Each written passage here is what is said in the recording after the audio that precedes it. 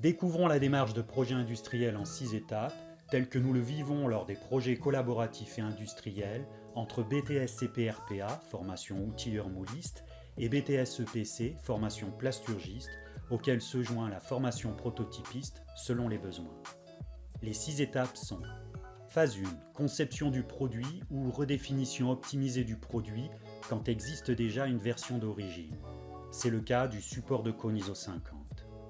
Il s'agit d'optimiser les formes de la pièce plastique pour de meilleures conditions de moulage. Une économie de matière sera également souhaitée dans le respect du besoin exprimé par le client. En complément, vous découvrirez un dossier cahier des charges qui présente non seulement les critères définissant le cadre d'étude de la pièce, le cahier des charges produit, mais aussi tout l'environnement process du moule d'injection plastique, c'est le cahier des charges outils. Phase 2. Prototypage pour valider auprès du client la nouvelle version du produit.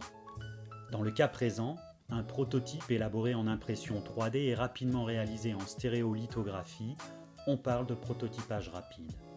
Pour autant, dans l'annexe 1, vous découvrirez le métier de prototypiste à travers des exemples traités par des étudiants qui donneront un éclairage plus précis sur ce que l'on entend par prototype dans le jargon du spécialiste, à savoir des exigences professionnelles pour un prototype d'aspect, un prototype bonne matière ou prototype fonctionnel, voire un outil prototype pour appréhender le processus d'industrialisation du produit. Phase 3. Étude rhéologique pour appréhender les phénomènes d'écoulement matière lors de l'injection plastique. Sous la responsabilité du plasturgiste, cette étude vise à définir les conditions optimales pour un bon déroulement de la phase d'injection de la matière dans le moule, prenant en compte les propriétés physiques des corps déformables de l'état liquide à l'état visqueux. Phase 4. Conception du moule pour élaborer les nombreuses fonctions auxquelles doit répondre un moule d'injection plastique.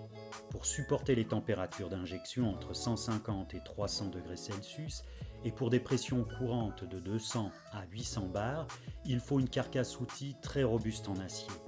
Ainsi, pour produire une pièce de 89 grammes, tel que le support de cône ISO 50, le moule représente déjà une masse de 190 kg.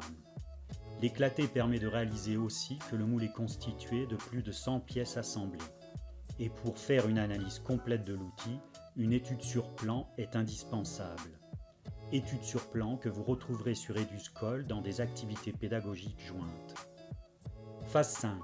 Fabrication du moule pour usiner, ajuster et assembler les nombreuses pièces qui composent un moule. 16 plaques et empreintes auxquelles s'ajoutent les éjecteurs de la batterie d'éjection seront fabriquées par des équipes de 4 à 6 étudiants. Comme présenté pour l'empreinte mobile, chaque étudiant est responsable de ses plans pièces, des nomenclatures, des phases et des programmes de FAO avant d'entreprendre les usinages de chaque élément à l'atelier de mécanique. Pour ceux qui le souhaitent, l'annexe 2 traite des principaux procédés de fabrication d'un atelier de mécanique de précision. Phase 6. Production après essai et mise au point du moule afin de produire les pièces pour le client. Les essais sur presse réalisés à l'atelier de plasturgie sont toujours un moment intense où se révèle à chacun l'implication de toute une année scolaire. C'est le point culminant qui va permettre de valider le processus de transformation de la matière avant livraison des 300 premières pièces produites.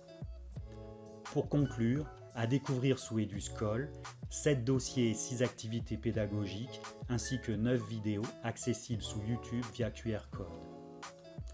Enfin, dans une deuxième partie de ce dossier Eduscol, vous découvrirez l'apport de l'impression 3D métal appliquée au moule d'injection plastique pour l'élaboration d'un circuit de régulation hélicoïdale. C'est par un double partenariat avec l'ENS-UNI et les entreprises AFU et Soprofam qu'il a été possible d'envisager l'élaboration de noyaux d'empreinte en fabrication additive métal.